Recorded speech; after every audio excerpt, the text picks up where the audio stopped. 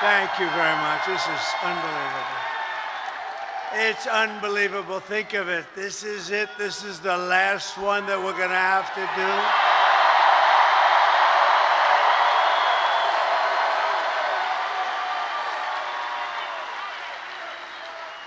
And doing 4 of these in one day is a little difficult, but not really, because the love in every one of them has been incredible, just like this. So it makes it a lot easier.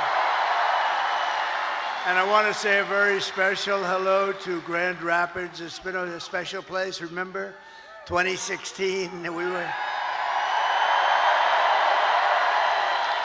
we were given a 3% chance. You remember, we came to Grand Rapids. I said, how the hell are we going to lose? It was just like this. And I said, how are we going to lose? We're not going to lose. And it was a 3% chance. And then we won a little place called Florida, and it went to about a 7% chance. And then it went to an 11%. And then it went to 17%, you remember? And went that way. And then it went to about a 62% chance. And they had somebody in there going totally crazy. The woman, she became a fan. She was going crazy. Not on our side, on the other side, she was going crazy. But we're in very good shape. I have to tell you, we're way up in terms of the vote. You know, the Republicans are never up like that.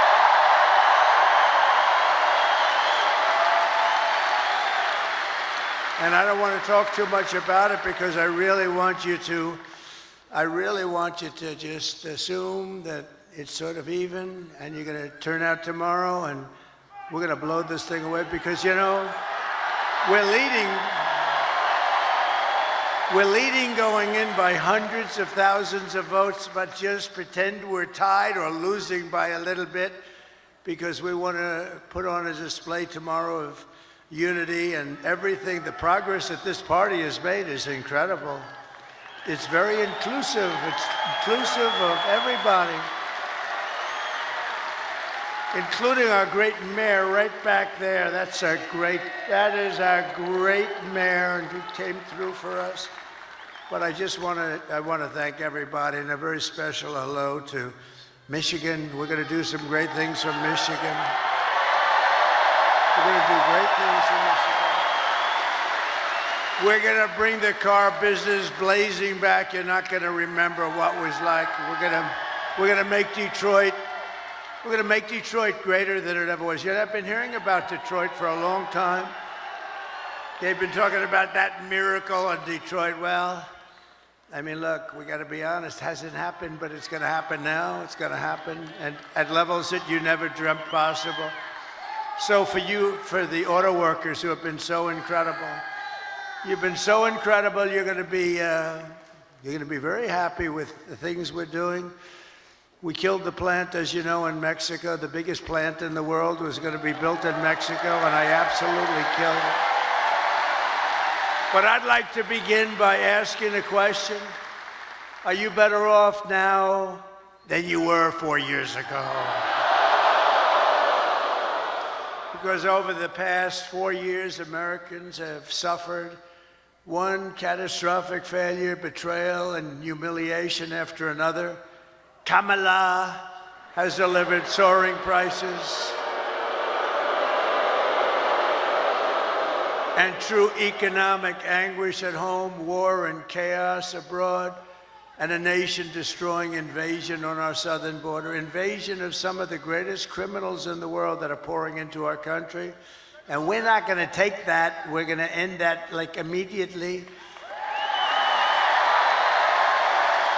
And I happen to think it's bigger than the economy. And I think, you know, every poll shows the economy and inflation, and then the border and the horrible things that are going on, and I don't agree with it. I think we have to focus on all of it. We do it all one time. But to me, when you allow thousands of murderers into our country, to me, when you allowed the drug kingpins of the world into and terrorists into our country at levels that we've never seen before, to me, that's the bigger problem. We're going to solve it all, but that's the bigger problem. And we're going to have it taken care of very quickly. But my message to you and to all Americans tonight is very simple. We do not have to live this way. We don't have to live this way. We're not living good. 4 years, what did they do that was good? Can you name one thing? I said to a group of people, what have they done? Everything's a disaster, including nobody even knows how to. Supposing President Xi of China wanted to call to ask a little question about war or Taiwan or anything, who the hell does he call? We got a little problem in America. There's nobody to call. You know, they'll probably end up calling me. Maybe they'll call me. But, no. But who do you call? And remember, they ripped that presidency away from Joe Biden. Say what you want. We're not fans of Joe Biden. You know, I spent $150 million on him. We went through the convention. We never mentioned Kamala. Nobody knew who the hell she was. And all of a sudden, they picked Kamala, even though she was in last place. She came in number 13. They had 12 plus Kamala. She was considered the 13th. But then they wanted to be politically correct, so they picked Kamala. And they called her Harris, and nobody knew who Harris was. Like, call Harris. Who's Harris? Weird. You know, it's a very nice name, but it's a strange name because nobody knows who she is as Harris, so we have to call her Kamala. But she was the least popular. She got no votes. She lost in the primaries to Joe Biden and everybody else. She was the first one out. She quit the first one, 22 people. She left. She never made it to the great state of Iowa, never made it. And now we're running against her.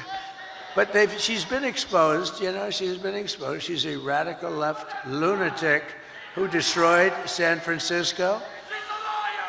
But we don't have to settle for weakness and incompetence and decline and decay. That's a nice word, decay. That's what's happened. That's a nice word, decay. Can you imagine? And nobody will question it because it's true. With your vote tomorrow, we can fix every single problem our country faces and lead America, indeed the world, to new heights of glory. Think of that statement, how beautiful that is. New heights of glory, that's what's going to happen. When we win the election and we're really well, look, the ball's in our hand. All we have to do is get out the vote tomorrow. You get out the vote, they can't do anything about it, we win.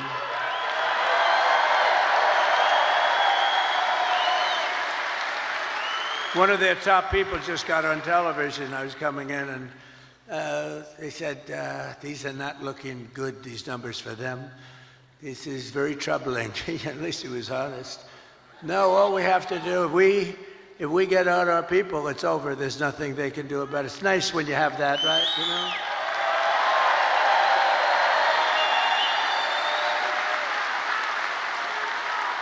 know? In other words, to make you feel a little guilty, we would only have you to blame. But we put ourselves in an unusual position. Never happened where we're leading by hundreds of thousands of votes in the early stage vote. That's never happened before. We've always been losing by sometimes millions of votes, and you know, you keep catching them on Tuesday, but Tuesday comes along and you make it, or you don't quite make it, you're a little short, and then they cheat, and it makes it a little tougher. Because when you have open borders, transgender everything, high taxes, very high taxes. They're campaigning on the fact that they're going to raise everybody's taxes. And you have men playing in women's sports. You have to cheat. Who the hell is going to approve that stuff? Who's going to approve open borders with criminals pouring into our country by the millions? No, they have to cheat. They have to cheat, and they do it very well, actually. But I think we're in very good shape. We just have to show up, and you're going to have the biggest victory. You know what this will be? The single greatest victory, politically speaking, in the history of our country.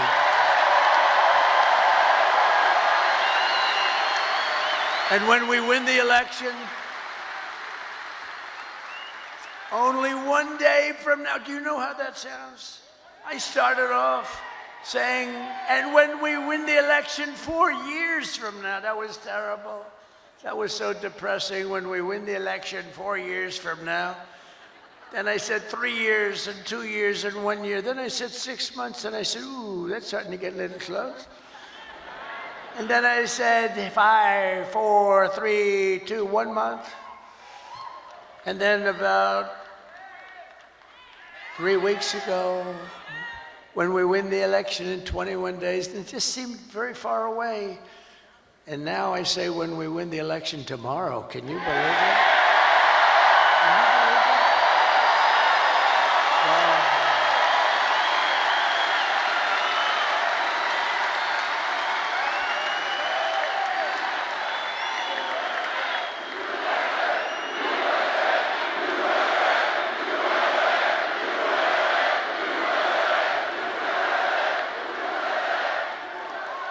And what we've done, this is a sad occasion in certain ways, because I think we did like 930 rallies from the very beginning.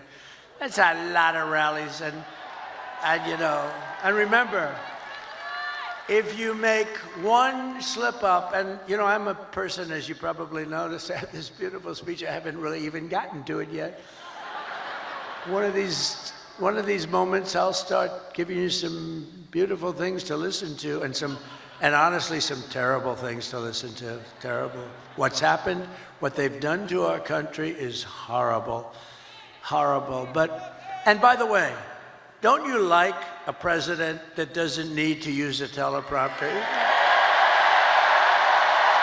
Isn't there something refreshing?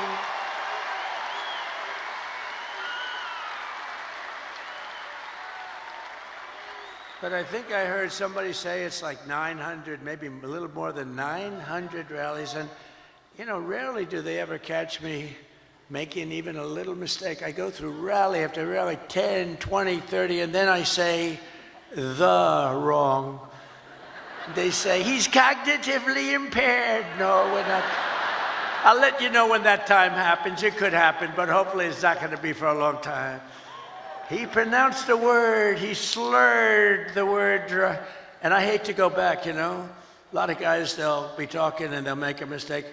Excuse me, let me go back. When you do that, it's over for a good speech. You can't do that. You just have to blaze through it and hope that they didn't hear the mistake. Now, when Winston Churchill, who was a great speaker, he was actually a stutterer, a tremendous stutterer, and he became one of the greatest orators. But when Winston Churchill made a mistake, he didn't go, excuse me, and go back. He just blazed through it. But if I do it, they say, he's cognitively impaired, there's something wrong with him. These people are sick, those people, look at them. Ooh, that's a lot of people. That's a lot of people. But this has been an incredible journey. And it's very sad in a way, because, you know, we've done all these, and this is the last one. But here's the good news. All we were doing is putting ourselves in a position to win, which we can do tomorrow very easily if we show up.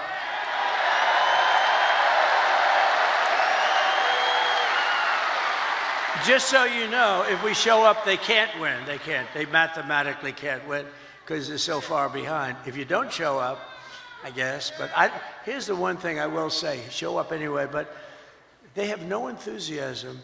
She had a rally today. She couldn't have had more than 100 people there. And I had, all 4 stadiums were full, but she had a rally, and she was screaming, we're gonna win, we're gonna win, and they wouldn't follow her, they wouldn't say it. Did you see that clip? I'd like to put it up. The problem is I don't put up too many clips. I have the most beautiful clips. The problem is the press won't follow them. I had a friend a couple of weeks ago. We made these gorgeous clips, and actually gorgeous in one way, but horrible in another, showing the death of children and all the damage that they've caused with the open border.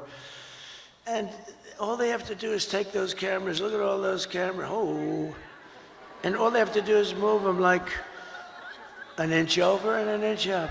I have oftentimes, well, not too many. I have oftentimes screens right behind me. All they have to do is just move it up 2 inches like this. And they don't do it because they're fake news. They don't want to show what's on the screen. It's a shame.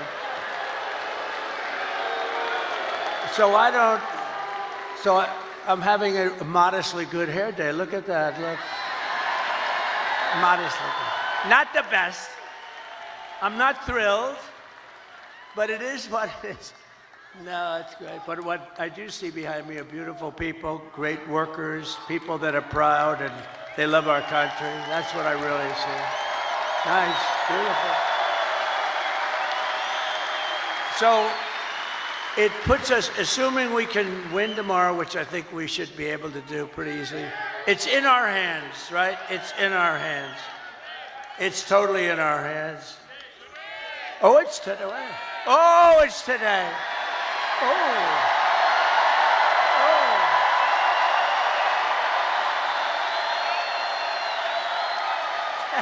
Thank you. That's today. Wow. Can you imagine a crowd like this at like 1 o'clock or some ridiculous time in the morning? On a Monday/Tuesday, right? Think of that. What a compliment. And it is, sir, she had nobody at these rallies. That's, you know, that's a poll. Look, Mr. Wall, look at Mr. Wall over there, this guy. It was always my ambition to buy a suit like that and wear it one time. Well, I came in a sanitation uniform last week, and that worked out pretty good. Because Joe Biden, in one of his crazy moments, said that we were all garbage. But they've shut him down. They took the election away. They walked in and they said, you're not running anymore. You're out. Can you believe? They stole the election from a president. They stole the. Can you imagine that?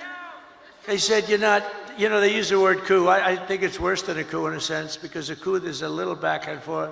They said, Joe, you're out. That crazy, horrible human being, Nancy Pelosi, who cheats like hell. She sold. She sold. You know what she said last night? She said, and there's another guy, the guy, how do you explain that guy? They say, well, we'll get ready to start impeaching him. Now, how bad are people like that? They're just trouble for our country. They're bad, sick people. They took 2 impeachments and they wasted all that time and money and energy when we should be focusing on making America great again. They're horrible people.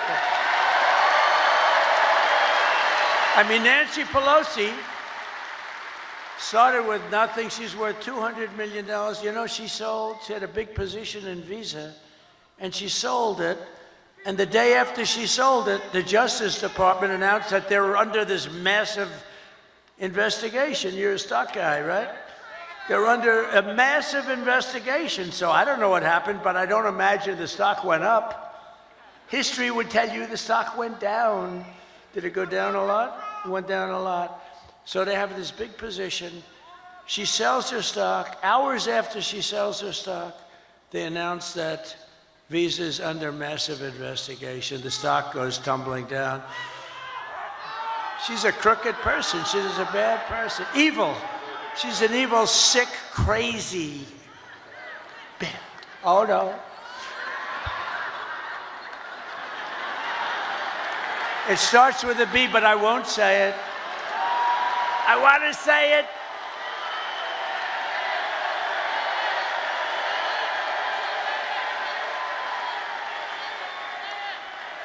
I want to say it, but Franklin Graham said, sir, I love your speaking ability and I love your storytelling, but honestly, it would be even better if you wouldn't use foul language. And I don't use much, you know, every once in a while. And it's never a real bad word. It's, you know, it's like never bad. And so I try to adhere, but he's wrong about one thing. It is a little better when you use the foul language because there's more emphasis. No, but these are bad people. These are bad. Adam Shifty Schiff. I call him pencil neck. He's got the smallest neck I've ever seen. He's got about a 4. And he's got the biggest head. So I don't know how the neck can hold the head. He's an unattractive guy, both inside and out. And this guy can end up being a senator, but don't worry, we've been beating him for 8 years. We've been beating these people. We've been beating them. They impeach me, we win. They send me down the Records Act, and we won in Florida. We win. But you know, we have to take a lot of time, a lot of money, which is what they want. A lot of time, a lot of money. This way we can stop. The one guy we don't want to fight is Trump. We can stop him from getting the Republican nomination. And I got the Republican nomination in record time. Record time. And let's keep going, and maybe we can stop him from winning the presidency. But that's looking pretty good tomorrow, I'll tell you. They give us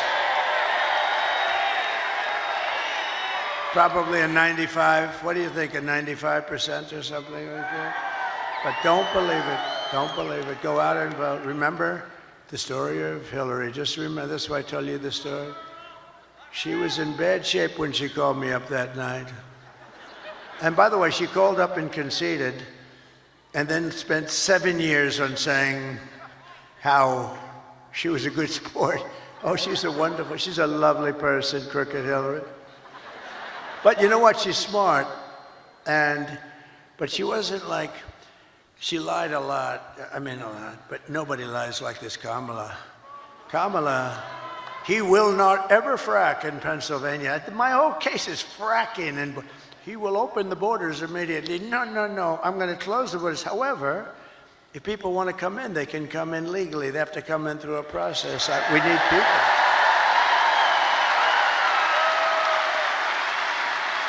But Kamala is, I mean, this is known. She's a very low IQ person. And we don't need a low IQ individual. We've had that for 4 years. And our country's going down the drain. We're going to turn our country around. I will end inflation very quickly. You know how we're going to end it? By drilling and drilling and drill. Energy is going to bring everything down. Energy is going to bring it down.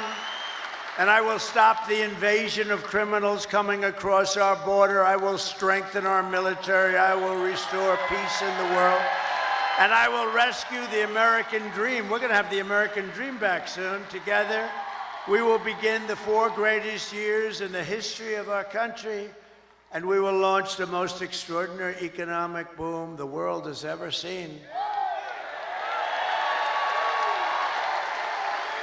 If you vote for Lion Kamala, you will have 4 more years of misery, failure, and disaster our country may never recover from. I don't believe that our country can take any more of this without just gone. I don't believe it can take any more. It's going to be, can't take this. This is abnormal abuse, abnormal abuse. And I heard somebody said the wall. I built 571 miles of wall, which is much more than I said I was going to build. And you know, it really worked. Walls work. 2 things work. What are the 2 things? Walls and wheel. They're the only 2 things that never get obsolete, right? Walls and wheels. A wall and a wheel. It's always going to be around. Other things, they have the beautiful computers. You know, you buy a computer. Oh, this is the greatest. 2 weeks later, it's obsolete. That goes on. I don't know how people do it. We have the king of computers. We have the king of everything endorsed me, Elon Musk.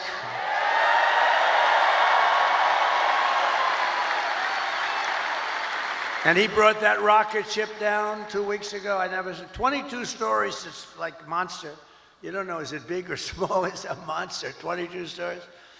And you know that story. I've told it a couple of times. I love the story because I really, the best part is I'm talking to one of the most important guys in the world, and I say, wait a minute, could I just watch something? And I see something on I have the television muted, right? I'm looking at this crazy rocket, and I saw it leaving a little while before, and it was all beautiful white. Now it's absolutely burned to a crisp.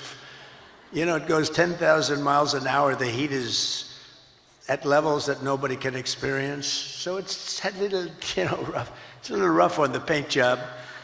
And it's coming in, and I'm watching, and I'm holding this very important person, one of the most important people. But you know, when you were the president, and now it's very possible, like maybe 95%, that you're going to be the president again, they hold. No, they hold. So I say, do you mind holding for a minute? I have to see this. And I put the phone down. That guy was holding like for an hour and a half. He never got off the phone. I wish he would have hung up. I would have felt better. Because I picked up the phone later. I said, oh, wow. Hello? Hello? He goes, hello.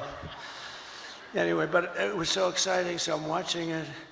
And this monstrous thing is going down, right?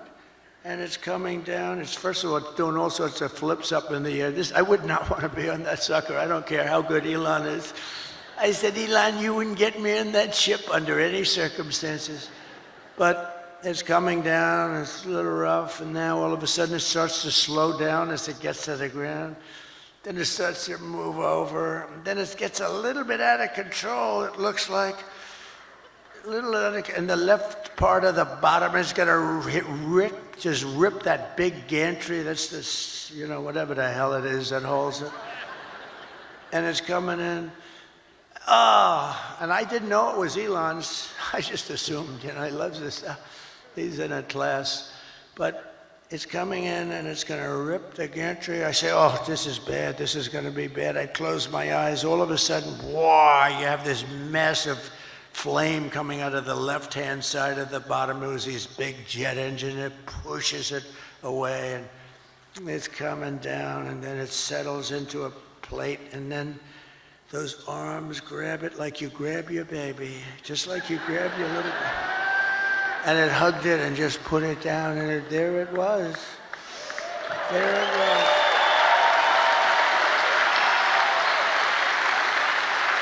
And I called Elon. I said, was that you?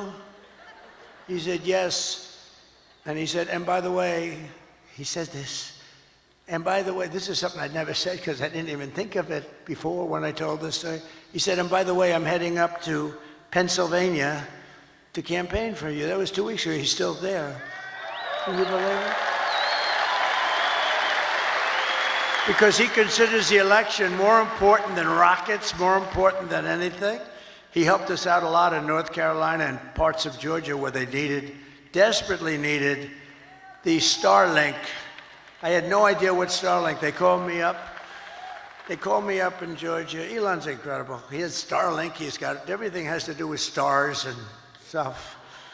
Very complex stuff. No, he's amazing. But, sir, I know that you know Elon Musk because I read your endorsement. You know, he says the most important endorsement he'll ever make. It was such a nice thing, and he said he wants to help. And I didn't know he was going to help to this extent. He went up. He won the big case today, too. He won the case. Huh? Because I don't know, he did something that I don't know what he was doing, but he did something with lotteries, and, you know, he's in a different... He's amazing. He's going to do lotteries and this and that and make your life fun, and he's having a good time. You know, he usually is in a lab, and he's happy there. All of a sudden, he's escaped the lab, and now he's out, and the public adores him. He's a great guy. The public absolutely adores him. But the man from North Carolina, great guy. You know, North Carolina was hit so hard with the water. The hurricane was essentially a massive pile of water. It was a big water hurricane, the biggest we've ever had. And they were so flooded, areas that had never virtually seen water were turned out to be lakes. They ripped houses, trees, everything was ripped down by the power of the tides that were going back and forth. It was terrible. And this man said, if you could ask him for help with Starlink, we cannot get it. It's very hard to get. And I called Elon, and he got it immediately for them. He got it so much that he had it there immediately, so much that you know, they couldn't even believe it. He said, this has saved a lot of lives. They had no communication in North Carolina, which, by the way, we're leading. In fact, somebody said they picked up stakes. There's no more ads. There's no more. That's usually a good sign. That's usually a sign that they're not going to win. But one of the reasons they're not going to win is because FEMA did such a bad job. So FEMA, you know, we had a great FEMA, we did good, but they spent most of their money, as you know, on illegal migrants coming in. They spent They spent so much money, but they didn't have the money to take care of the people from North Carolina. But we will be there on January 20th, because on January 20th, that's when you assume it. But they pulled up stakes. Historically, when you pull up stakes and stop advertising and leave, historically you're in pretty good shape in this state. Is that correct politically? Because I haven't done this as long as some of the, as well and as long as, well, I think I've done it better actually, because I ended up being president, so I probably, but some of our great politicians have done this for a lot longer than me. So let me ask you, all of these senators, and when you pull up stakes and leave, historically, Doug Burgum was so incredible. He really is, isn't he? Is he a class act? His wife is much better. She blows him away, right? Catherine is much better. But, Doug, when you pull up stakes and you stop advertising, doesn't that generally mean that it's over, right? It's over. Doug is cautious. He doesn't want to, he thinks it's a trick question. No, it means it's over. And I think it's over in a lot of places. I think we're going to see some incredible stuff tomorrow, but it won't matter. It won't matter as long as you go out and vote. Nothing's going to matter, because it's in our, you know the expression, the ball is in their hands, the ball is in our hands. They can't do a thing about it. And now you're going to go out there later today.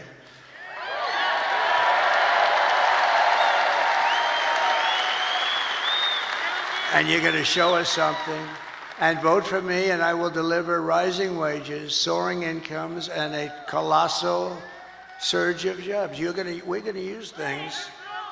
What's the most beautiful word in the dictionary?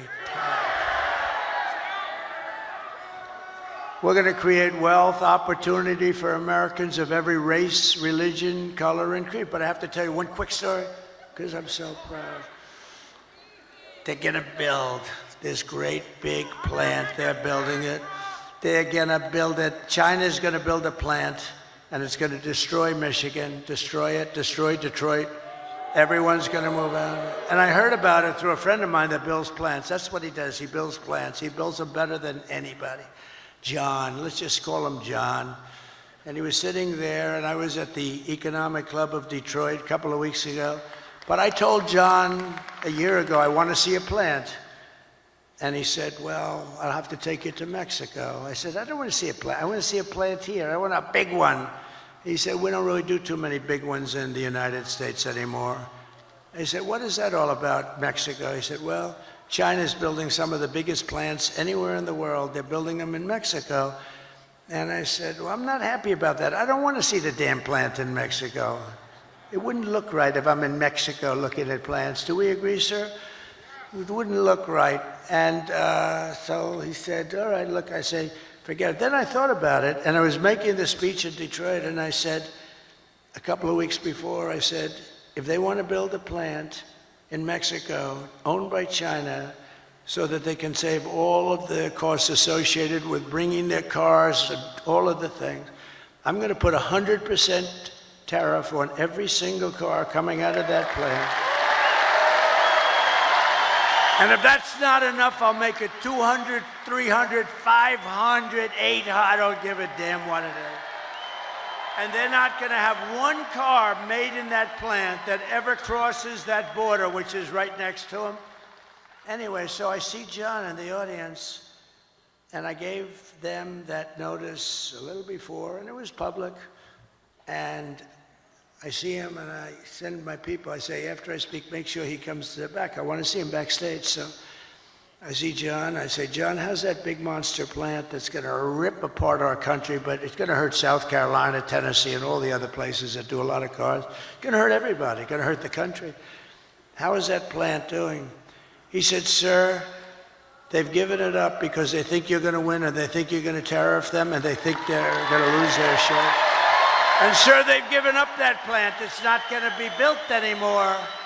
So I saved Michigan and I saved Detroit, and we're going to let them build that plant. But you know where we want them to build it? Right here we want them to build it, and then they won't have any tariffs to pay. They won't have any tariffs, and they're going to use you to operate that big sucker, and they can build as big as they want with no tariffs. I said, let them know we'd love to have their investment. They're going to build it right here in Detroit, or at a minimum, they're going to build it someplace in the United States, and they won't have any problems. So that's a So I saved Detroit and Michigan a lot. That alone, and I did that without even being president. How about that? They said he's going to win. They told John, we think Trump is going to win, and he's not going to let us make anything, and he's going to do things that we don't know. This guy is crazy. Because, you know, I charged China hundreds of billions of dollars in taxes and tariffs.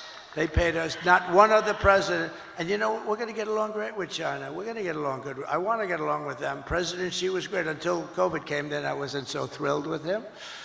But we did a great job in that. You know, we went back. Nobody knew what the hell it was. We did a great job. We get credit on our military. No wars. We did no wars. I had no wars. Remember when crooked Hillary Clinton? Remember when crooked Hillary was screaming during a debate, he's going to charge wars, he's going to have wars, he's going to prosecute wars all over the place. Look at him, he's a very volatile person. I'm actually not. I'm a very calm person. She's the one that's volatile. But he's a very volatile person. He'll start. No, I stopped the wars with my being volatile. Nobody had a war. We didn't have any wars, except that we finished a war that we had. We beat ISIS. 100% of the ISIS caliphate was taken down. And it was done in a matter of weeks. When our stupid generals, our terrible generals, you know, the guys up top, like Milley, like Kelly, real losers. Kelly was dumb as a rock. I'll never do that again. I let people, I say, give me a letter of resignation. Yes, sir, I'd like to say. They said, just give me. You know, Biden never fired anybody. That's why he never had a bad book written about him. No, and also, number two, nobody cared. When I fire somebody, every major publisher in the world, will you say something bad? I had one person who was so complimentary, sir, you're the greatest president that ever lived, blah, blah, blah. Then she gets a show, but they only want to hire her if she's, I have all these letters, there's never been a better president. She goes in the show, I didn't like him, he was terrible. What a terrible human being. These people are sick, but you know what? All we can do is keep winning. That's all. Win, win, win.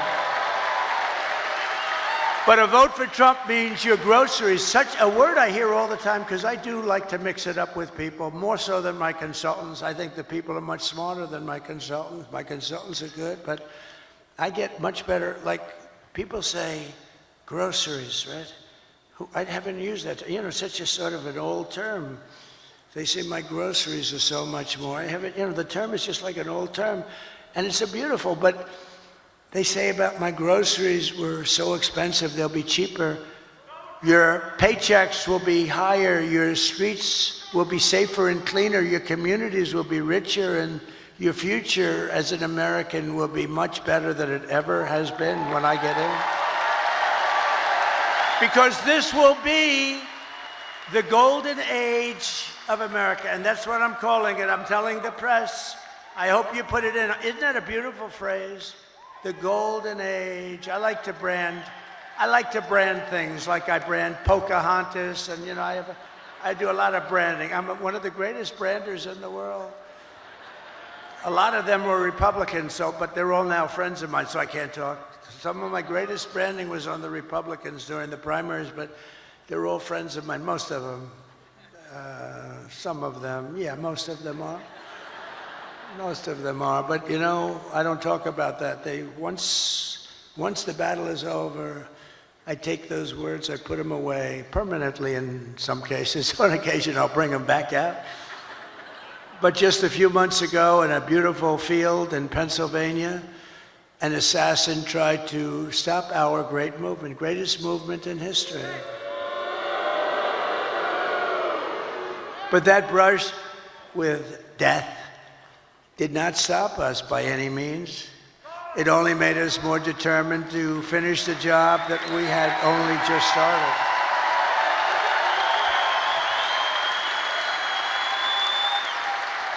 That was not a pleasant day, I will tell you. That was not a pleasant day. But many people say that God saved me in order to save America. Many people, I've seen it so many times. And with your help, we will fulfill that extraordinary mission together. We're going to fill it together. We are going to fulfill it together. It's a beautiful expression, and, you know, I think it might be true. I have sons that are here right now, Don and Eric, and they're great people. But they're really great shooters. They're like top-of-the-line shooters. They know so much about it. They say it was almost impossible for somebody, yeah, a miracle. It was a miracle. That's the miracle right up there, right? But I didn't realize that. But from the distance that they were, they say it was a miracle. Well, if I didn't turn to the right to look at that beautiful graph that we had up having to do with illegal immigration. So illegal immigration saved me, can you imagine? And speaking of that graph, let me see that graph. I love it so much. I love it. I love it. I hug it and kiss it every night. I take it to bed with me. My wife thinks I'm crazy. I bring it to bed with me. Look, if I don't put that up, and it's never there, it's always there or there, but usually it's on the left. So if I look to the left, I'm gone. If I looked over there, but it's like, it's something happened. Something happened. Something up there happened. No, but think of it. So I said, just like I did right now. The shooter's right there, right exactly 90 degrees. That crazy guy, right there. And I said, let me see the graph. I said, what the hell was that? But if I didn't turn, it goes a little, it's not good. You don't want to see that. So it was a miracle or a gift from God, maybe. Amazing. And when Don and Eric, who are really great shooters, they heard that, and then they heard the gun, they know exactly the gun, the AR-15. It's supposed to be very accurate and all that stuff. And this guy wasn't, you know, he was at the range all the time shooting. He was supposed to be a good shooter. They said a bad shooter would hit it almost every time, a bad shooter. Don said it's the equivalent of sinking a 1-foot putt. That he put it in golf terms. I said, that's not good. Because for those that don't play golf, it's almost impossible to miss a 1-foot putt. And so it's amazing. So they were shaken up. They couldn't believe it. They actually said God did that because they didn't believe that they could. Now, it wasn't a miss. I mean, it wasn't, it ripped the hell out of it, but I consider that a miss. It ripped it up pretty good, and it was a very bloody mess. And the doctor, who was great in Butler, he said, sir, I want you to go with me to buy a lottery ticket because I've seen this. I've been doing this for 35 years, sir, and I've never seen anything like it. I've never seen anyone come out of it with that gun from that range. I said, he said, I want to buy a lottery ticket with you tonight. And I said, well, doctor, you know, let's not do that. Let's see if we can get this sucker stop bleeding. But he told me the ear is the bloodiest part. You get hit in the ear, something to do with cartilage. It's so they thought I was hit all over. I said I wasn't hit all over because I was down, and I wasn't hit all over. I said I was hit in the ear. Now get me up, get me up. They said, sir, and they're touching all over this place because it was so bloody. They said, sir, you've been hitting other. I said, I'm telling you. You know, it's funny, when I was, the word surreal, right? When I got to the White House, I was standing right outside and then inside the Lincoln bedroom, the bedroom of Abraham Lincoln, his wife, his son, Tad, who died actually as a very young boy, very young. It was a very rough time for them. They were suffering tremendous melancholia. You know, they called it, they were melancholia, they called it, not depression. It's the same thing, but in those days they call it melancholia. But I was in the Lincoln bedroom, so famous, all the furniture just the way it is. And he was very tall, he was 6'6". That's like the equivalent of a Baron Trump today. You know? Who's a lot taller than 6'6". He's a good-looking guy, but he is tall. And but he was 6'6". In those days, very unusual, but he was tall. And then you put his hat on, which was another foot, right? So he was a pretty tall guy. But the bed was very long. You could see it was elongated. But I was there, and it was like a really surreal. I was with the First Lady, who was very popular, who got the #1 book in the country. Can you believe it? Call Miranda. Go buy it. Go buy that book. Go buy that book. It's great. I was a little nervous when I started reading it. I said, this could be very bad for me. Releasing a book before the election could be very dangerous for me. But no, it's a great book, and she's a great writer, actually. She wrote a note at the convention. Remember the note she wrote? It was so well crafted that these guys right here wanted to put it as part of the platform. It was unbelievable. The book is unbelievable. So go get it for Christmas or something. But it was just, when I was in the Lincoln bedroom, it was a surreal experience. It was like an outer body, they call it, experience. And it just was like it was something unbelievable. I said, can you believe this is where we are? And I was not a Washington person. I was only there 17 times, according to the fake news. But I think it's right. I was only there 17 times in my entire life. I wasn't, and I was a New York guy, which, you know, now I'm very much a Washington guy. I know the good ones, the bad ones, people. I know the dumb ones, the smart ones. I know a lot about the people. I didn't know anything about the people. I had to rely, and we did great. We had mostly great, the trade people, the war people. We had a lot of great people. But when I was on the ground, there was no surreal experience. I knew I was shot in the ear. And I was telling Secret Service, and let me tell you, they were damn brave. I went down fast because, I looked, there was blood all over my hand. I said, this is not the normal situation. It's either the largest mosquito in history or I got hit by a bullet. And I followed my hand down, and I think people were also shouting, get down, I think it was. But I went down, and I'm telling you, I had, I guess, 7 Secret Service agents follow me. They were very brave. I'm telling you, those bullets were flying over our head. And, you know, you can't forget that. Can't forget that. Those bullets, and I heard those bullets going. I said to somebody, how fast were they going? They gave me some mathematical number. I said, no, I want to know in miles per hour.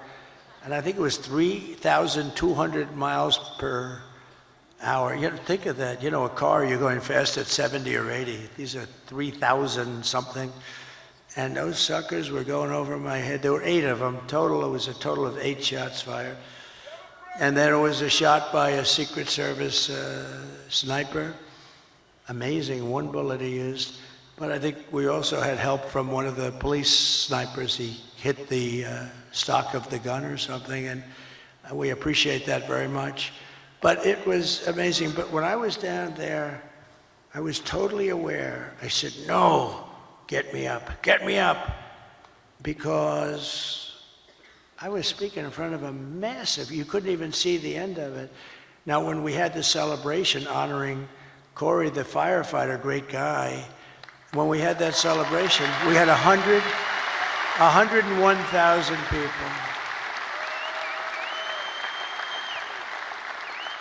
And that's when I really got to see that's where I really got to see the real Musk, because I invited him up.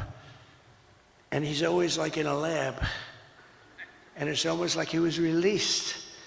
And I said, you have to come up here, Elon, just come up. And he looked out and he was so happy. I think he loves people. And he started doing jumping jacks and stuff behind me, right? He was so happy. I think he's going to run for office against me. I'm very concerned. No, he's great. It was great. But he was so happy, and it was a great celebration. But when I was down, there was no feeling like I had in the White House. I mean, I totally was aware of everything. But had I not made that turn, I wouldn't be with you tonight, and that would have been bad. And I hope that's right. I hope that's right. I hope that God did put me here to really save this country. Because this country's in big, big trouble. This country's in big trouble. I hope so. To every person and every citizen across this land, I am asking for the honor of your vote. I don't want your money. Most people want your money. I don't want any money. All I want you to do is go out today. Sounds a little strange. Go out today. Meaning go out in a few hours, okay? This guy's complicated because it sounds so much better when you say tomorrow when it's night, but that's okay. I want to be exactly accurate for them. But go out today and vote. And I guess 7 o'clock or whatever time it is, doesn't matter. And we're going to have the greatest victory in the history of our country. And as your president, I will fight for you every single day with every breath in my body. Together we will save this country, this great country that we love. We will defeat the corrupt system in Washington.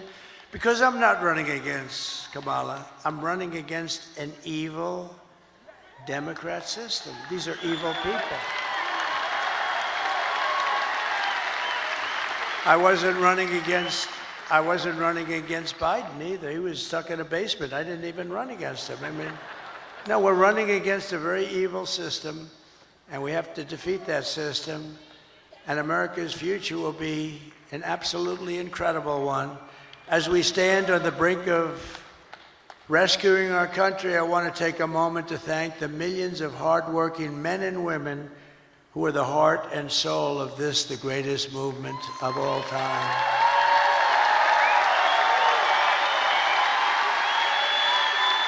Because it's you much more so than me, frankly.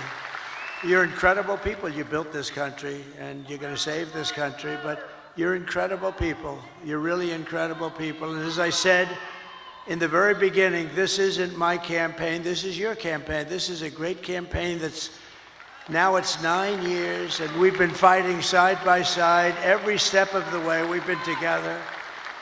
That's why it's not even hard. People say to me, like very successful people, how do you stand up and talk in front of these people? And it's sort of easy because they're love. It's love in these rooms. I just left Pittsburgh, Pennsylvania, fly up here, and the love was the same. It's such love, and it's not hard to do. It's much harder to do when you have people screaming at you.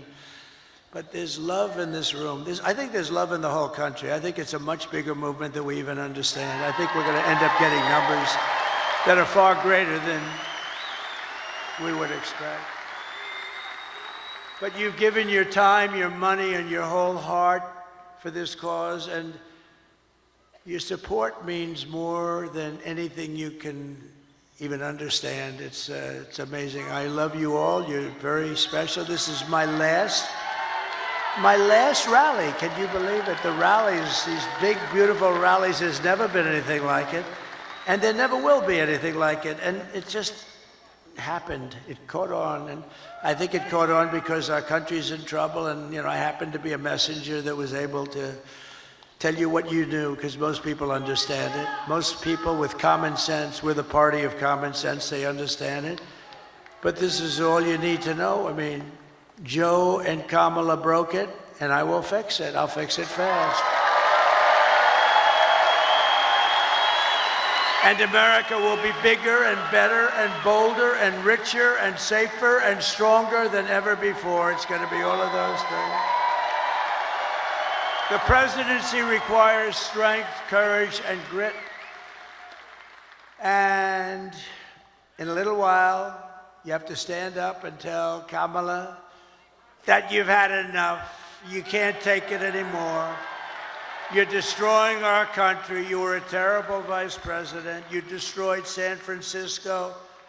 She destroyed San Francisco. And she worked, when she was Attorney General of California, she worked along with a lot of her friends out there, like Gavin Newsom, the governor, one of the worst governors in history, and destroyed the state. I mean, more people moved out than moved in last year, first time ever. That's never happened before. You're going to say, Kamala, you're horrible at your job. You don't know what you're doing. You're a low IQ individual. We want smart people. We want cunning people. We're dealing with the smartest people in the world. We don't want you negotiating nuclear deals because you don't know what the word nuclear means. Kamala, you're fired. Get the hell out of here.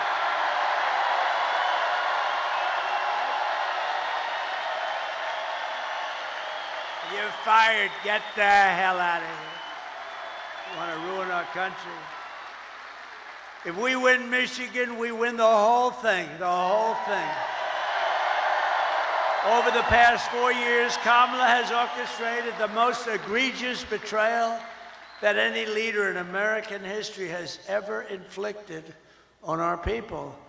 She was given the authority to run the border by Sleepy Joe because he wanted to go to bed and he wanted to sleep. He had only one thing he wanted to do, and that's sleep. So he made her the border czar. Now she's trying to deny it. By the way, the Border Patrol 2 weeks ago gave us the strongest endorsement you've ever heard. They said he's the greatest president in history and the best president on the border by a factor of 10. And I said to them, does that mean I'm better than Abraham Lincoln and George? What? Yes, sir, you're better than both of them. I had one problem. I had one of the guys that came up, and, they all, like 10 guys, they all made speeches. He's like 36. He said, sir, you're the greatest president in my lifetime. I said, I like the first guy better. I like Lincoln and Washington better than 36 years, right? But he meant well.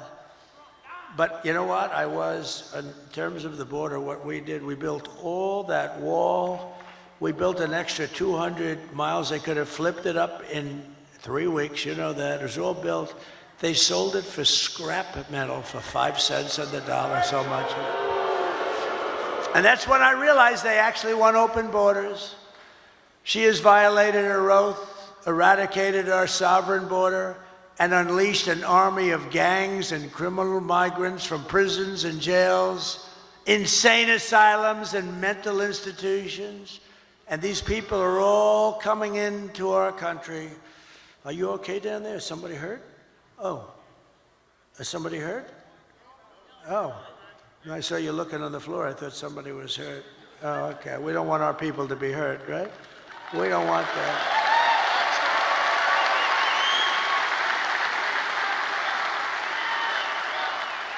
But all around the world, they come from Venezuela, they come from the Congo in Africa, not just from South America. They come from all over the world. And they're stealing countless American lives. They're killing a lot of our people, a lot, far more than anybody thought even possible. The day I take the oath of office, the migrant invasion ends and the restoration of our country begins. It begins immediately. The United States is now an occupied country. Who would have believed somebody that's running for president and perhaps will be president in less than 24 hours or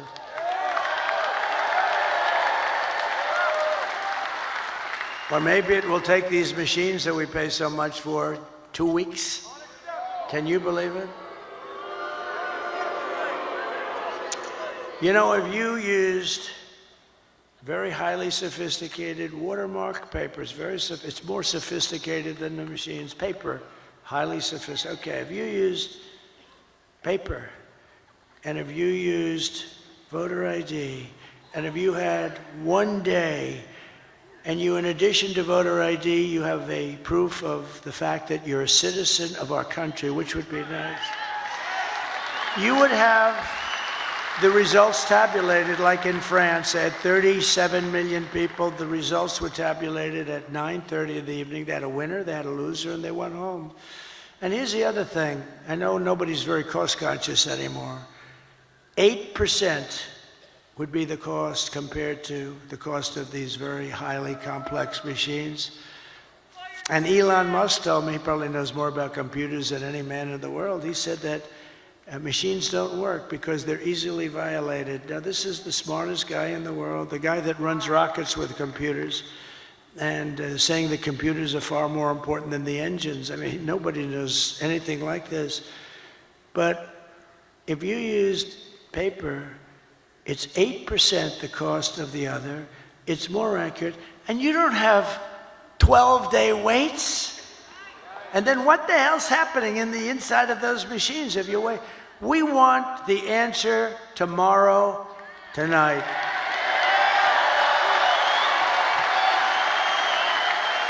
We want the answer tonight.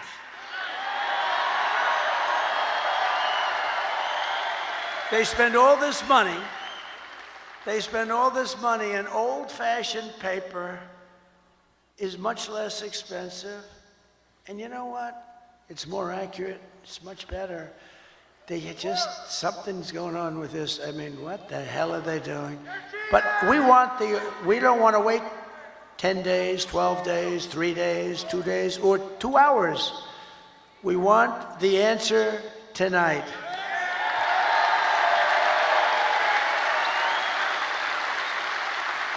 So we live in an occupied country, and I will tell you, we will be an occupied country no longer. This will take these young guys, these have military type equipment, highest grade, highest level, supreme military equipment. Where the hell did they get this stuff?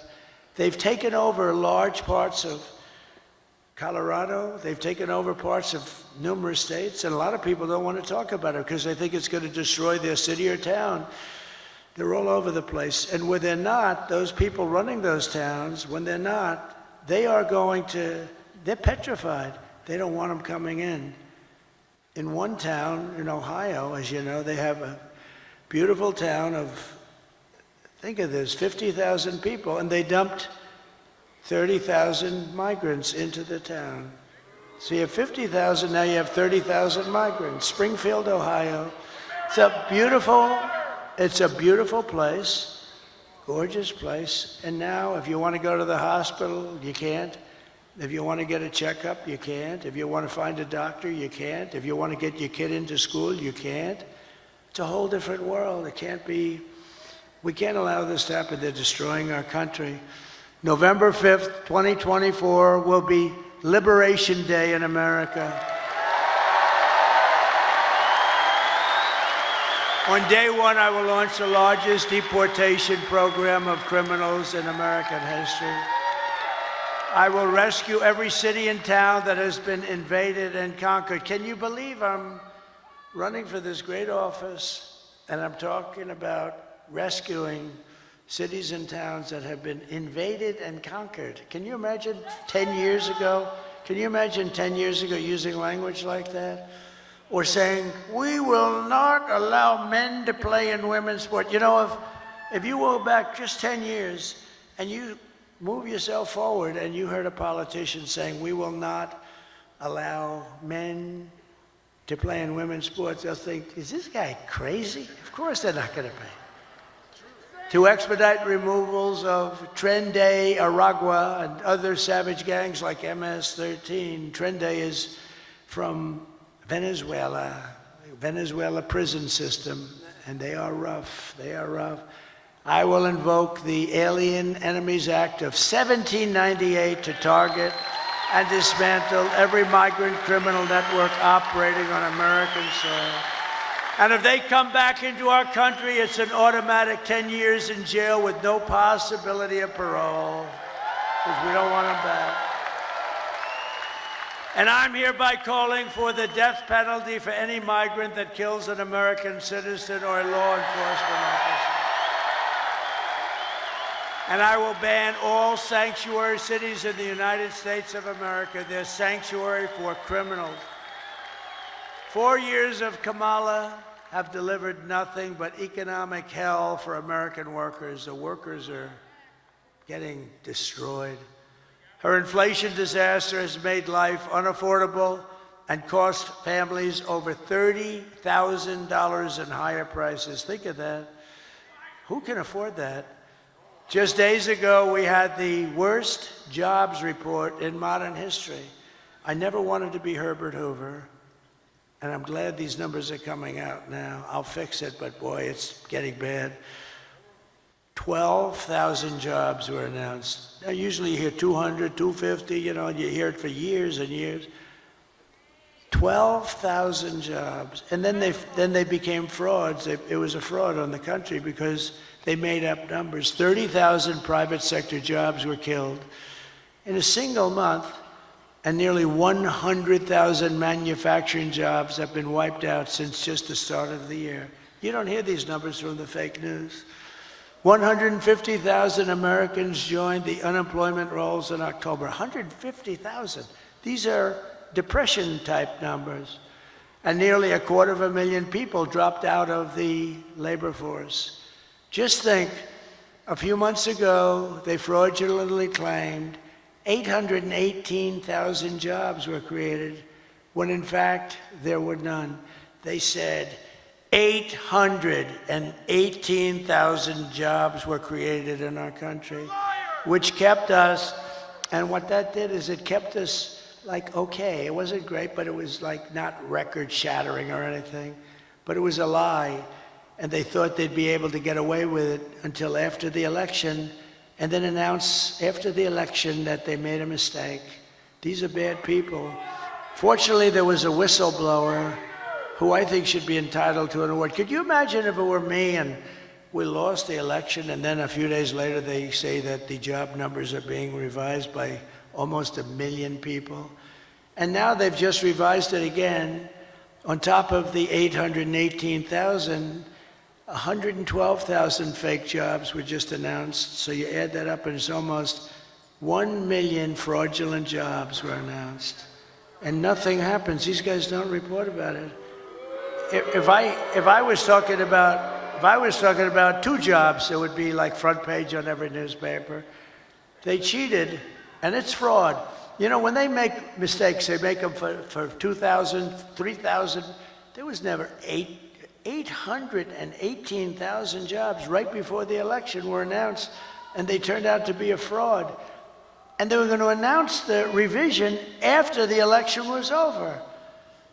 What the hell kind of an election would that have been? So I want to thank this whistleblower. Meanwhile, 100% of the net jobs created in the last year have gone to migrants. Think of that. 100%.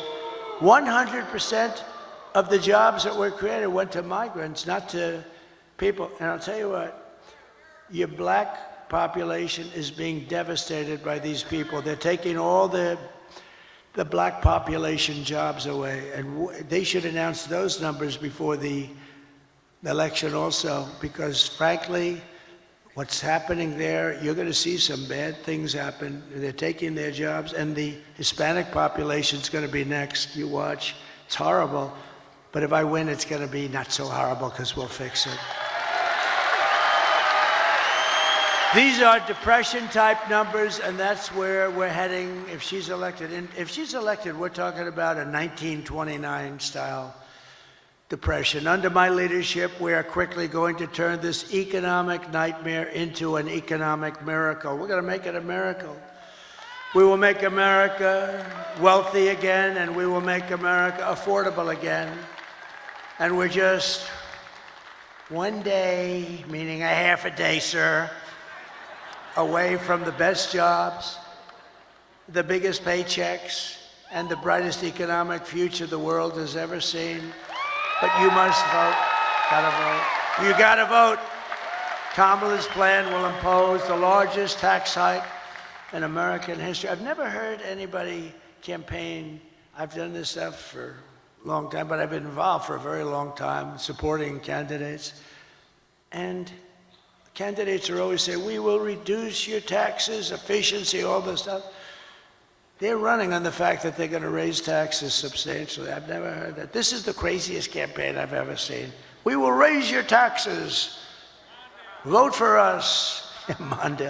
Mondale, he says Mondale. I think you're right. We're going to raise your taxes. But they're going to do that on the typical family, American family. They're raising the taxes more than $3,000 a year. My plan will massively cut taxes for workers and small businesses, that we will have no tax on tips, no tax on overtime, and no tax for our great seniors on Social Security benefits.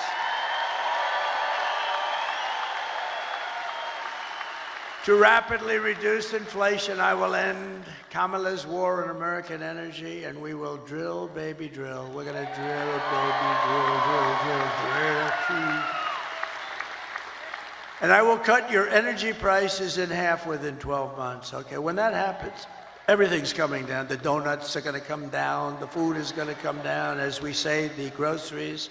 I just told the story in Pittsburgh.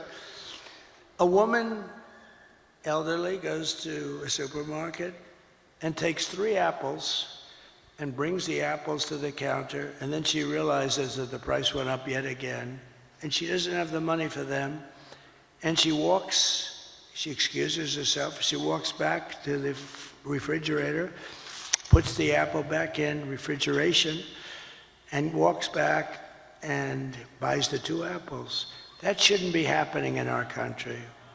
That should not be happening, and we're not going to have it happen long. I will cancel Kamala's insane electric vehicle mandate.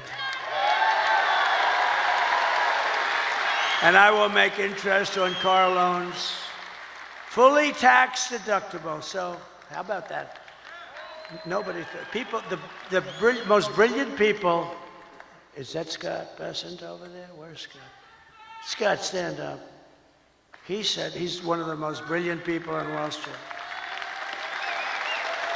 Do you agree, Scott, that you're one of the most brilliant people on Wall Street? Because everybody else says it. He's too shy to say it, but he's a genius. You know what his theory is? The stock market is the only sign of life, and it's only going up because everyone thinks Trump is going to win the election. And others too. I'm seeing it a lot. I think they're following your lead. But I appreciate that confidence. It's very nice. He's a brilliant guy. But so they call up and they say, brilliant guys are calling me up. And they say, where'd you come up? On a car loan, we're going to give people, we want to develop the car business in this country. In a car loan, we're going to give people the right to deduct interest, but only if the car is made in the USA. What the hell do I care if a car is going to be made in? If a car is going to be made in Japan or China or someplace else, what the hell? I don't care if they buy it. I want them to buy cars. So think of that, what that's going to do for Michigan. So if a car is made in Michigan, you get a big deduction. That's going to be somebody. So I started just with the deduction. Then I thought to myself, why should I give them a deduction to buy a car that's made in China or Japan or South Korea? Well, I don't, look, I mean, they're wonderful people. Everyone's wonderful, but I want them to be built here. So then I came in with that little extra tip, and it says, but you only get the deduction if the car is made in America. Isn't that like cool? And hopefully right here in Detroit and Michigan would be great. We're thrilled to be joined by your next senator, Mike Rogers. Mike, thank you very much. Thank you. You're doing great. This guy is doing great. He is amazing. I think I'll tell you, it's hard to beat some of these people because they lie. I heard she's another one. She's going around saying she's very close to Trump. She agrees with Donald Trump on the tariffs and the wall and the this, but she never agreed until about 2 weeks ago when she was losing, right?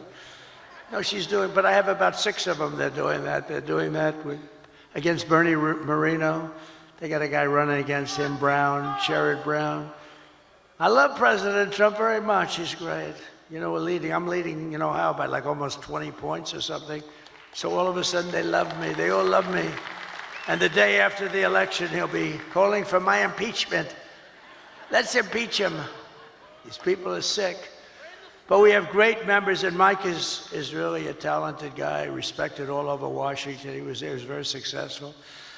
And I hope he can represent you because he's going to be one of the stalwarts. He'll be a leader. Thank you very much. And also members of Congress, John Joyce, Bill Heisinger, Tim Walberg, John Molinaire. I saw you guys.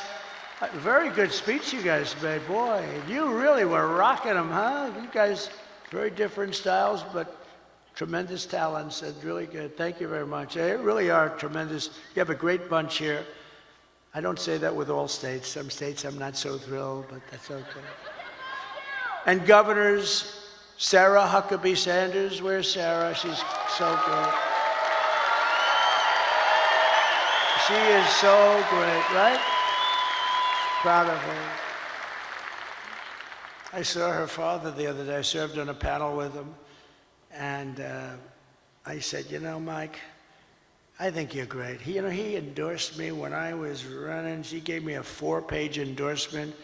And I think the endorsement was put out before I finished my speech. And I said, you know, you're great. He said, well, I appreciate that, but my daughter is far greater. How about that? Is that nice? My daughter is greater, he said. And he's not a man without an ego, I will tell you, right, Sarah? But he said, my daughter is greater. That's beautiful. That's a beautiful thing that he said. He's an incredible guy. And Doug Burgum, who's become one of the real stars of the party. And Catherine, stand up. I first noticed Doug by looking at Catherine. She was riding a horse in an ad. I said, who the hell is that? But I don't look anymore. No, beauty doesn't mean a damn thing to me anymore. It doesn't mean anything, but I did notice there was a woman, and to the left there was a man riding, but I didn't notice him so much. But it was this couple, and you know the ad I'm talking about. It was beautiful. It's like the most beautiful. He looked like the Marlboro Man. Whatever happened to him? But what a combination. And he's become one of the most successful governors. What he's done with the fracking and with the oil and gas and everything, he's become something special. He's done a great job. Thank you both very much for being here. Appreciate it. And former Congresswoman and Democrat candidate for president who did very well.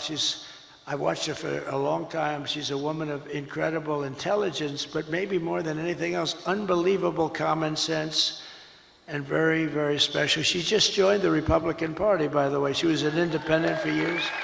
Tulsi Gabbard. Tulsi, thank you.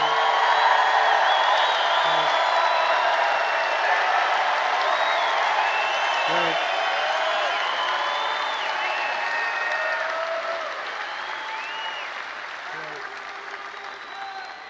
And a man who's very special with a great talent. He was the ambassador to Germany. And I'll never forget when I took him out, the happiest person in the world was Angela Merkel. When Rick Grinnell was taken out, this was the best day in Angela's life. He was not your typical ambassador. He was somebody who would say, this is no good what's happening. And actually it was a love-hate. They really loved him, but they said he's a smart one. He was wise to what they were doing. Rick Grinnell, where's Rick? Thank you. Thank you, Rick. And a woman who ran a very good race. It was a hard race because, you know, she believes in things and she believes in them very strongly. And I say you always have to stick with your beliefs. It's very tough. I told her it's very tough. But she's a hell of a woman. She had a father who I knew. He was a steelman. He was in the steel business. He was thankful when I put the tariffs on because we saved the steel industry. And he was a real pro. He passed away, but he was a great guy. But he'd be very proud of his daughter. His daughter's an incredible woman. Tudor Dixon. Thank you, Tudor. Thank you. We miss your father, right? What a great guy he was. And then we have a woman who drives extremely fast.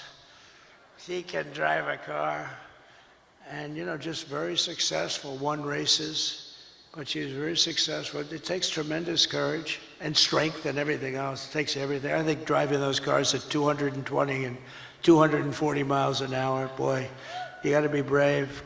probably have to be a little bit crazy, Danica Bradrick, right? You have to be a little crazy, right? But it's Danica. Such an honor to have you involved, Danica. Such an honor.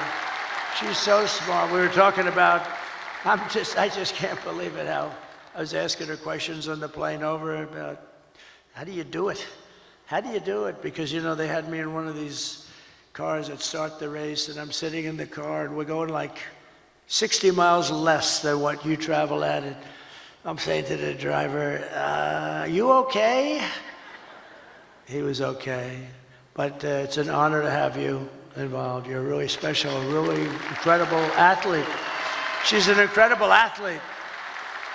And another person that was very honest and very talented and doing an incredible job, but she was extremely honest, and sometimes you can be honest and it doesn't work out, but it's actually worked out really well because she's doing phenomenally well, better than before. Sage Steele, thank you very much, sir.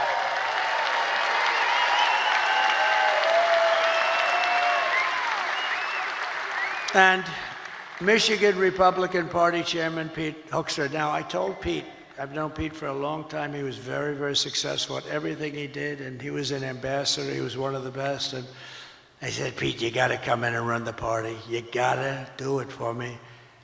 And it was not that easy. He has a lot of options, and he came in, and I mean, I think we're going to have a great result later.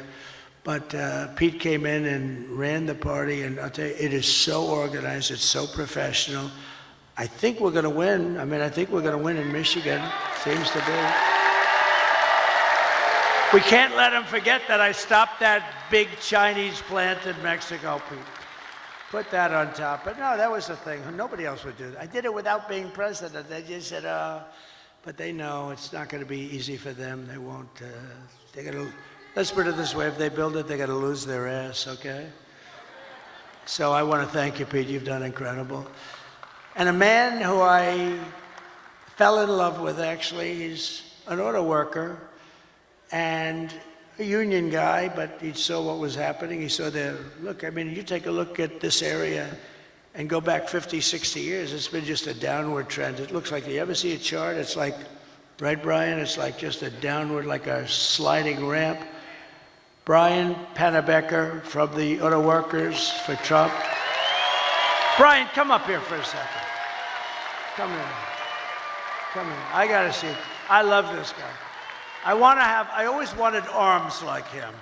He's got the biggest, meanest arms. They look like what grabs that rocket. He could grab the rocket. Tell them a little bit about what you see going on, and I tell you, he's just an incredible guy. Thank you, Brian. Thank you, Mr. President. It's an honor to be here at your very last campaign rally. I gotta give a shout out to Scott Hagerstrom right out here. He brought me to Novi when you were holding a rally there in September of 2016. You were a candidate before you were president, and I got backstage and got to meet you, and I told you the little song about Macomb County, home of the Reagan Democrats. I said, Mr. Trump, if you come to Macomb County and ask for the Reagan Democrats' support, which is basically the UAW members, and I got a few of them here with me tonight. I said, if you come to Macomb County and ask for the Reagan Democrats' support and you get it, you might win Macomb County big enough to carry the whole state of Michigan. I said, Mr. Trump, if you win Michigan, we both know what that means. You win the White House. And that's exactly what happened. So we're going to do it again this year. The UAW represented auto workers are going to vote 65% or more for Donald Trump for president, and we're going to carry Michigan again. Thank you, brother. I love you. We all love you. Thank you, Brian. Great guy. Great guy. And you're a great guy. I appreciate that support. I appreciate that support. Thank you very much. It's terrific. You gave us a beauty there, didn't you, huh?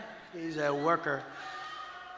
Michigan Senate Republican leader, Eric Nesbitt. Eric, thank you very much. Great job. You're doing beautifully.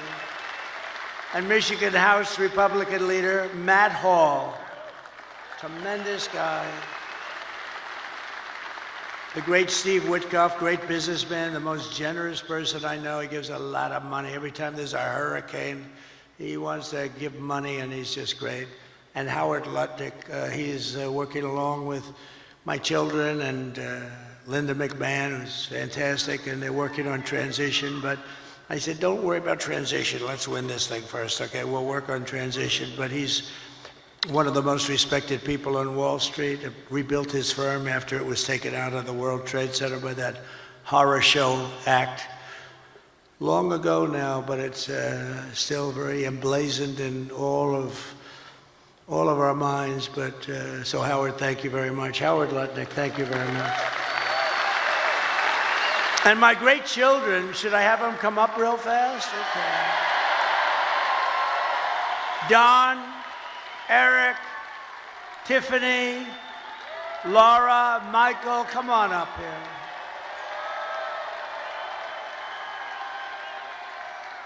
And we have Ivanka at home, sitting home, watching every second of it. And we have Barron, my beautiful boy, Barron. Barron, he knows more about computers than anybody. I closed up his computer. He said, Dad, I'll take it 2 minutes to figure that out. And all of a sudden, the damn thing opened up. I said, Barron, you got to turn it off. Okay, watch. I turn it off. It's no way. I put a separate code in. He's operating his computer. He's operating it 2 minutes later. So this group here, they are so committed. They didn't have to do this. I guess we all didn't have to do it, but we have to because they want to see our country be so great and so strong and so respected again. When people they're laughing at our leaders. We have a guy can't walk, he can't find the stairways. Look, there's about 6 of them up. He finishes his speech, he can't find the stairways. And she's worse than him. You see what's going on. Did you see it tonight? Screaming, we're gonna win, we're gonna win. And she's screaming, and it's like 100 people going, what the hell is wrong with her? But these people are behind me. I love them, but they are really special. They're very talented people. And every one of them. They've been great.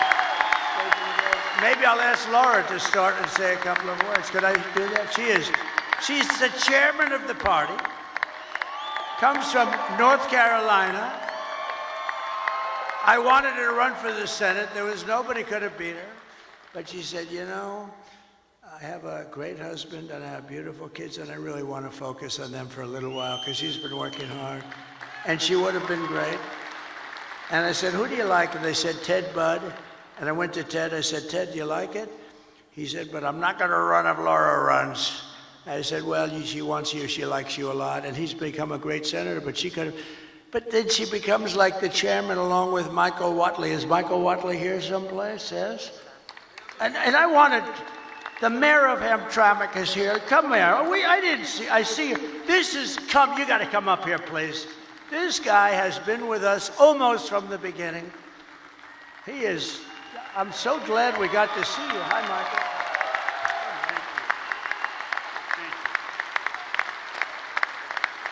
Come here. He has been an unbelievable unifier. This is one of the greatest men in your state, and I want to just thank you. Come here, say a couple of words. Thank you so much. Well, good morning. It's another day. I spoke earlier before you came, and I told the crowd that tomorrow, or today actually, is going to be a historic day, and we shall celebrate a historic victory today.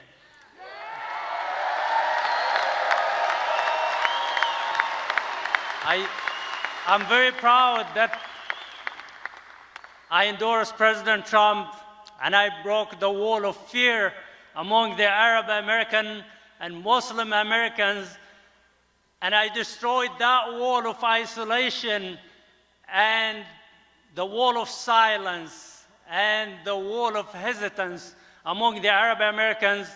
And now, today, we had a survey that was posted among the Arab Americans in the Metro Detroit, and it shows that President Trump is leading by 76%.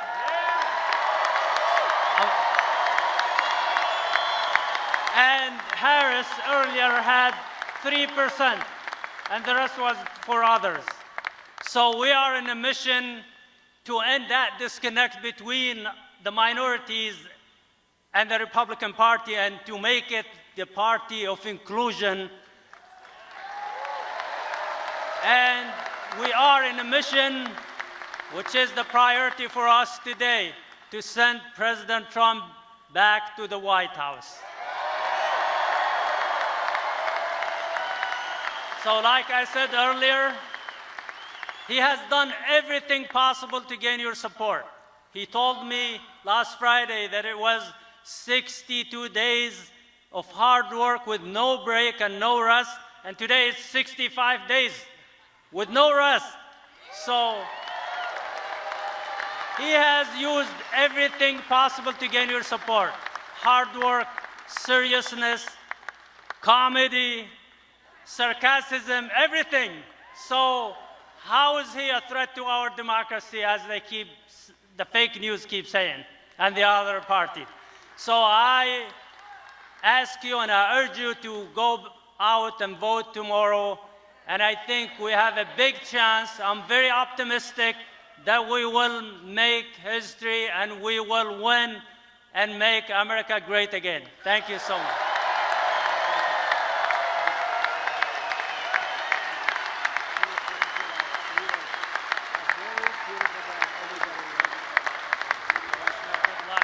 Very optimistic. Great guy. He's a great man, and I'll tell you, you have hundreds of thousands of people that follow, and that could be a very big difference. The Democrats are not happy about this. This was supposed to be their vote, and they're not at all happy. But really a great young guy. He's a young guy, and wow, what a leader. So thank you very much. If we win this state, you're going to be very responsible for it, too, and I think we will. And tonight I did a thing a couple of weeks ago with a very smart guy and very special, and a very special talent. He's got the #1 podcast, they say, by like 4 times. Joe Rogan. And a lot of people thought they loved that. It was 3 hours. Oh, it was so terrible because I did it. And I said, Joe, I got a rally of this size waiting for me in a very far away place. I'm going to be very late, like 2.5 hours late.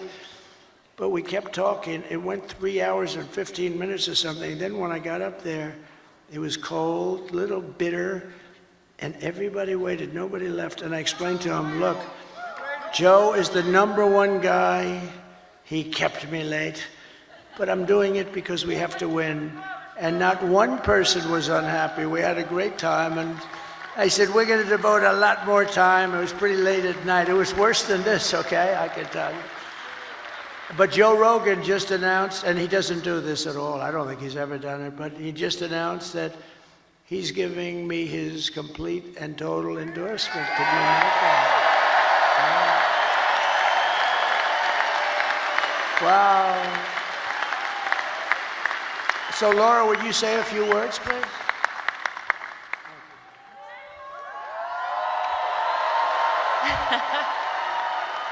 Are we ready to turn Michigan red today?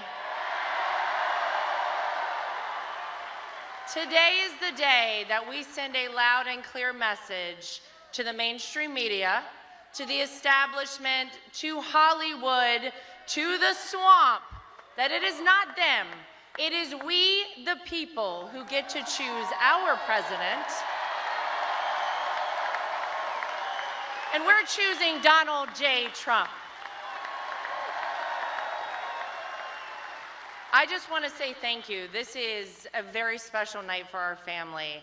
This has been almost a decade of doing this, and it has been my honor to be a part of this family, to be out speaking on behalf of a man who I love, not just because he's my father-in-law, but because he is going to save this country and going to save the world.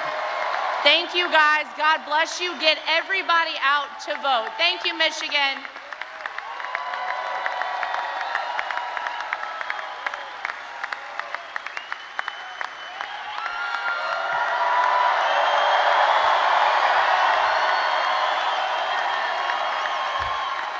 Thank you, guys.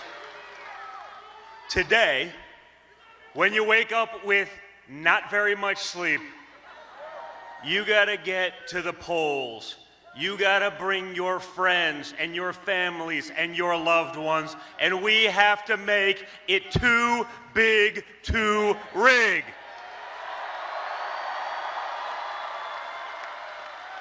Guys, it's simple. It's a unique election. You've lived under both candidates. People like to pretend like it's not the Harris-Biden regime that has destroyed your American dream, our country, our economy, the entire world, and Western civilization. Well, you guys, starting right now, it's on you to reclaim what is yours, your country. It would be an honor for me, for you guys to show the same amount of resolve that this man showed on July 13th when he took a bullet to the face and came back defiant. You guys take that attitude to the polls, to your text messages to your friends. If you've early voted, drive everyone you know to the polls. That resolve is what kept us at peace. That resolve is what made trade deals. That resolve's gonna save America, and it's gonna put America first again, once and for all. So guys, now it's up to you. You make our country proud like he makes us proud each and every day. Let's get it done, America. Let's get it done, Michigan. Let's go.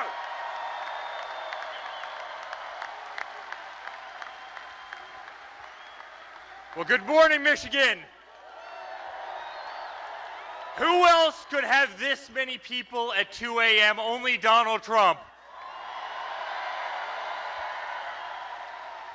Guys, I've watched the hell that they put him through for the last 10 years. I mean, the fake impeachments, the dossiers, the Russia hoax, going after his Supreme Court justices, censoring him, taking away his First Amendment right, trying to take him off the ballots in various states all across the country, raiding his home.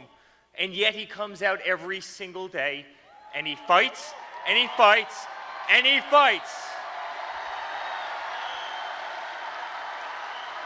And when other candidates have packed it in for the night, you know who's standing on the stage at 2 a.m.? It's Donald Trump.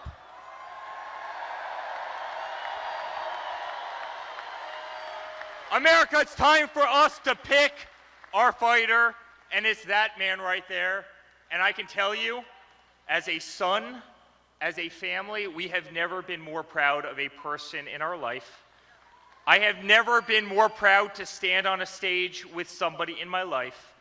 He's the most remarkable man I know, and I promise you I will be on the stage till the end of earth with you because I truly believe in you. And I believe what you're doing for this country and what you're doing for our children, and you are going to save democracy in the United States, and you're going to keep peace in the world, and I love you, and we're proud of you, and let's make America great again. Thank you, Michigan.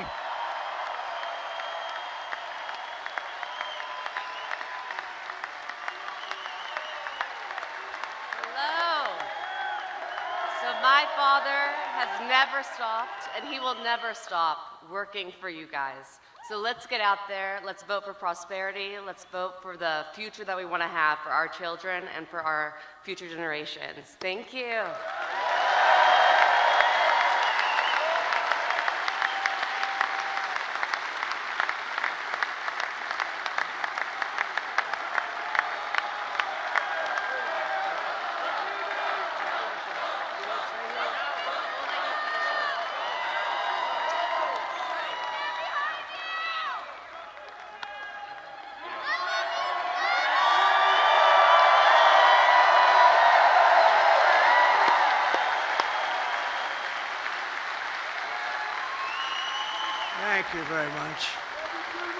They're my kids, but I'll tell you, they're very good people. They're good people. They're great people that love our country, and they're working. They don't have to do this. They don't have to do this. So in conclusion, with your vote, we are going to fire Kamala, and we're going to save America. We will cut your taxes, end inflation, slash your prices, raise your wages, and bring thousands of factories back to America and back to Michigan. And a lot of it will be using my favorite word, tariff.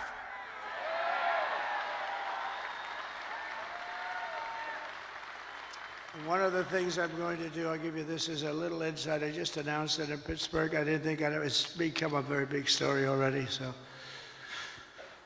we're going to tell Mexico, you're killing tremendous numbers of our people by allowing China to send their fentanyl through your system and through your country.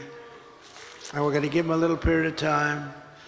But we don't want drugs coming across our border or any border.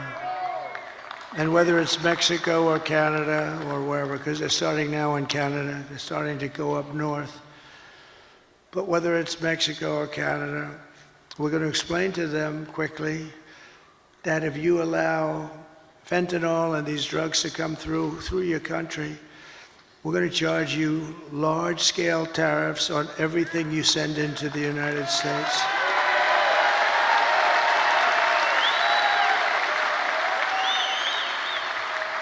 And they're making a lot of money in the United States. They couldn't exist without us. So we're going to do that. And we're going to tell China that if you continue to send fentanyl to Mexico or any place else that comes into our country, we're going to charge you a 25% tariff on everything you sell into the United States of America. We're not going to we can't let them. And you've never heard that from anybody but me. And I've had it in my mind for a long time, but I didn't want to tell these guys about it because they'd only screw it up like they do everything else. But I say it now because now we have the election coming up in a matter of hours. And we're not going to let them destroy our country. Most of our crime, probably 60% of our crime is caused by drugs. People that are taking drugs, they cause tremendous amounts of crime. If we didn't have that, you'd see crime rates plummet. But you know, the sad thing is that crime is plummeting all over the world because they're sending their criminals, they're sending their gang members, they're sending their drug dealers, they're sending their mental patients from all of these institutions. They're sending them into our country, and then they're opening up. Oh, we're sending them back. Don't worry about it. They're opening up their prisons, and they're dumping their prisons, all their prison population, Venezuela. They're way down. Their crime rate went way down because they're taking all of their criminals and terrorists and all of the people that are causing all the problems. And then on top of it, they're emptying their jails out into the United States through this very stupid person's open border. I don't know what they're thinking about. But maybe they hate our country, or maybe they want to get people registered to vote. Who the hell knows? But we're not going to allow it. It's going to stop immediately, day one. We're going to build American. We're going to buy American, and we will hire American. I will end the war in Ukraine. Would have never started if I were president. You know, we got more votes. We did great in 2016. We did better in 2020. We got more votes in 2020 than any president by millions, any president in the history of our country. And because of that, I said, I'll sit back and I'll watch. And if they do a bad job, I didn't need this every time, but if they do a bad job, I'm going to run because of how well we did. And if they do a good job, I would actually prefer that they did a great job. If they did a great job, I would say that's a great thing. But I mean, he's the worst president in the history of our country. She's the worst vice president, and she got no votes. You know, they like to say to me, That's not the democratic way to go. You know, it's just a terrible thing. It's just a terrible thing. That's what's going on in this country. But so I sat back and I watched and I saw all the horrible things that were happening, and you know what they are. And maybe the worst was what they've done with inflation, but I actually think the worst is what they've done with their border, because they're destroying our country. We're going to turn it around. We're going to change it really fast. We're going to have the greatest country we've ever had. I will stop the chaos in the Middle East. It would have never happened again. Israel would have never been attacked on October 7th. And I will prevent World War III from happening. I know all the players. And it's a very good chance that it will indeed happen. We will crush violent crime and give our police the support, protection, resources, and respect that they so dearly deserve. We will strengthen and modernize our military. They gave so much of it away to Afghanistan. It's so crazy. I rebuilt our military. We will build a missile defense shield around our country, all made in the USA and much of it made right here. And Ronald Reagan wanted to do it many years ago, and he really was right, other than we did not have the technology. I'm glad we didn't do it, but now we can shoot a needle out of the air. We can shoot a little pin out of the air. It's incredible technology, our technology. We will rebuild our cities, including our capital in Washington, D.C., which is in terrible shape, with graffitis on the beautiful, incredible marble columns, and painting the lions and burning the American flag. What they did a month ago was terrible. But we're going to make our cities safe and clean and beautiful again. We'll work with Democrat governors and mayors. We'll probably have to, and that's okay. We will teach our children to love our country, to honor our history, and to always respect our great American flag.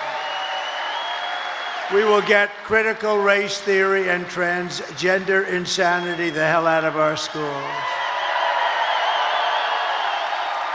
And we will keep men out of women's sports. I will defend religious liberty, I will restore free speech, and I will defend the right to keep and bear arms, our Second Amendment. And after years of building up foreign nations, defending foreign borders, and protecting foreign lands, we will finally be going to build up our borders, build up our country, and build up and protect our citizens. It's time. It's called America First. We're going to put America first. We put America last. They put America last. We put America first. And it doesn't mean we're into isolation. We're not. We're going to help the world, but we have to straighten ourselves out, or we won't be able to help anything. And we will stop illegal immigration once and for all. We will not be invaded. We will not be occupied. We will not be overrun. We will not be conquered. We will be a free and proud nation once again, and that will take place rapidly. Everyone will prosper. Every family will thrive, and every day will be filled with the opportunity and hope, and maybe above all, the American dream will be back. It's going to come back. We're bringing it back for your children, and we're bringing it back for yourselves. But for that to happen, we must defeat Kamala Harris and stop the radical left agenda with a landslide victory that is too big to rig, too big. The silent majority is back, and tomorrow you need to get out and vote. We have a silent majority, but we're just sort of speaking up. This has shown that the level of enthusiasm is 5 times greater than their level. They have no level of enthusiasm. They don't believe in her. They know she shouldn't even be running. They are, as they say, a threat to democracy. What they've done is a threat to democracy. They stole the presidency away from a very angry man. I watched him last night. He's a very angry man. I'm convinced that he likes me more than he likes Kamala. I'm convinced. For the past 9 years, we have been fighting against the most sinister and corrupt forces on earth. With your vote in this election, you can show them once and for all that this nation does not belong to them. This nation belongs to you. It was the hardworking patriots like you who built this country. And tomorrow, it is the hardworking patriots, meaning today, like you, who are going to save our country. After all we've been through, and we've been through a lot together. We've gone through these rallies. Almost everybody is here. I have people that have been to more than 300 rallies. They're here tonight. They were at the one this morning, the one tonight. They actually missed 2 of them. I can't even believe it. But these are incredible people and incredible patriots. But we stand on the verge of the 4 greatest years in American history. With your help, we will restore America's promise, and we will take back the nation that we love. We love this nation. We are one people, one family, and one glorious nation under God. We will never give in. We will never give up. We will never back down, and we will never, ever surrender. Together, we will fight, fight, fight, and we will win, win, win.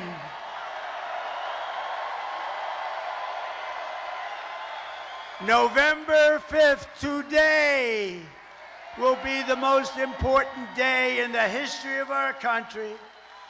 And together we will make America powerful again. We will make America wealthy again.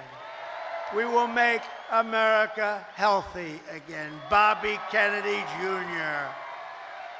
We will make America strong again. We will make America proud again. We will make America safe again. And we will make America great again. I love you. I love you all. God bless you. God bless you, Michigan. God bless the United States of America. Thank you, everybody. Thank you. Great honor. Thank you.